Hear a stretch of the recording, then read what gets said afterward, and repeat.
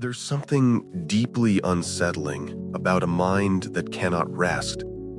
You know this feeling, don't you? That moment when everything finally goes quiet, when the chaos of the day settles, and instead of relief, there's this gnawing sense that something's wrong. The silence doesn't feel peaceful. It feels like a warning. Your nervous system learned a rule early on, a rule that kept you alive.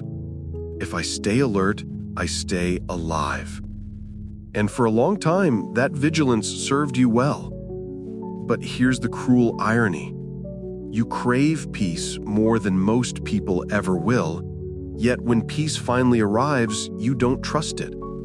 Your body tenses, your mind races, because somewhere deep inside, you've learned that calm is often the quiet before the storm. This is chronic hypervigilance, and it's not just anxiety or stress, it's something much deeper.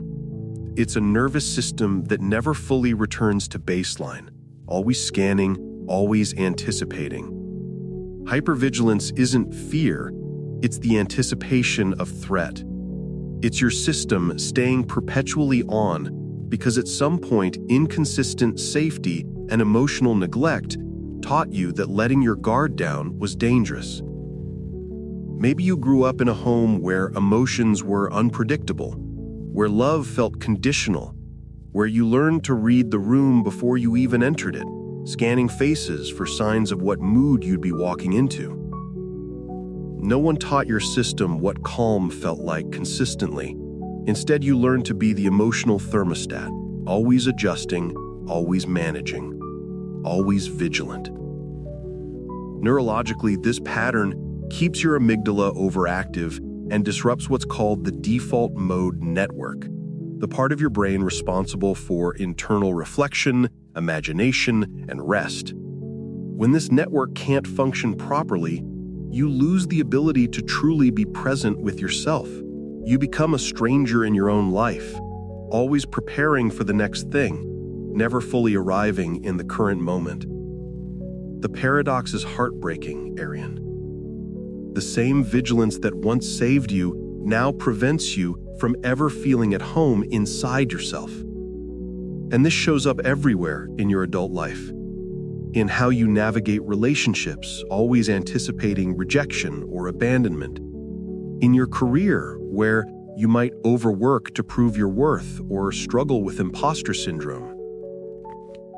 In your sense of self, where you question your value when you're not being productive or useful to others. Your boundaries become either walls or completely non-existent. You might find yourself people-pleasing to avoid conflict, or you might push people away before they can hurt you. Emotional regulation feels impossible because you were never taught that emotions could be safe to feel fully.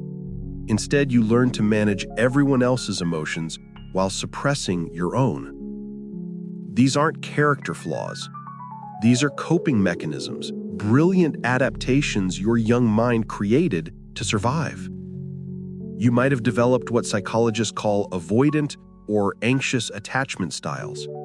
Maybe you experienced emotional parentification, where you became the caretaker of adults who should have been caring for you. These patterns made perfect sense then. They kept you safe in an unsafe world. But here's what no one tells you about survival patterns. They have an expiration date. What once protected you can eventually imprison you. The hypervigilance that helped you navigate an unpredictable childhood now steals your capacity for rest, for intimacy, for joy. It keeps you living in a state of constant preparation for a threat that may never come. There's a grief no one talks about, the grief of never fully arriving in your own life, of always being one step ahead of the present moment, always braced for impact. Your question was never philosophical, it was visceral. When will it be safe to rest? The journey toward healing begins with a fundamental shift in perspective. Instead of asking, "What's wrong with me?" we start asking, "What did my system learn?" This isn't about blame or shame, it's about understanding. You're not broken. You were prepared for a world that no longer exists. Healing happens through what therapists call inner child work, reconnecting with the parts of yourself that learned these patterns and offering them the safety they never had. It's about shadow work, integrating the parts of yourself you've had to hide or suppress. And it's about nervous system regulation, literally teaching your body what safety feels like now. This work isn't linear. Some days you'll feel like you're making progress, choosing softness over hardness, presence over vigilance. Other days, the old patterns will resurface, and that's okay. Healing isn't about perfection. It's about practice. You start small. You practice sitting in silence without immediately reaching for your phone. You practice saying no without over-explaining. You practice feeling your emotions without immediately trying to fix or change them. You learn that rest doesn't need to be earned, that peace doesn't need to be justified. Slowly, you begin to trust continuity. You start to believe that good things can last, that people can stay, that you can be loved not for what you do, but for who you are. You learn that your worth isn't tied to your productivity, your vigilance, or your ability to anticipate and prevent problems. The ancient Stoics understood something profound about this journey. As Seneca wrote, "We suffer more often in imagination than in reality." Your hypervigilant mind has been suffering through countless imagined futures, preparing for disasters that mostly exist only in your thoughts. Learning to come back to the present moment, to what's actually happening right now, is a radical act of self-compassion. And one day you notice something extraordinary. The silence doesn't feel like a warning anymore.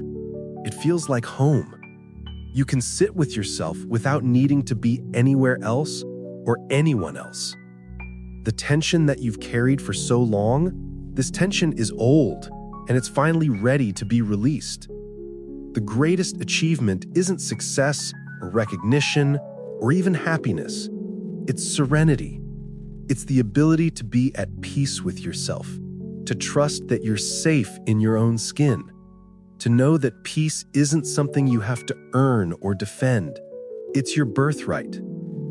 The goal was never to be fixed because you were never broken. The goal is to become whole, to integrate all the parts of yourself, the vigilant protector, the wounded child, the wise adult you're becoming, to honor the survival strategies that got you this far while gently teaching your system that it's safe to rest now. You get to learn peace not as a threat, but as a birthright. You get to discover that the home you've been searching for was never a place or a person.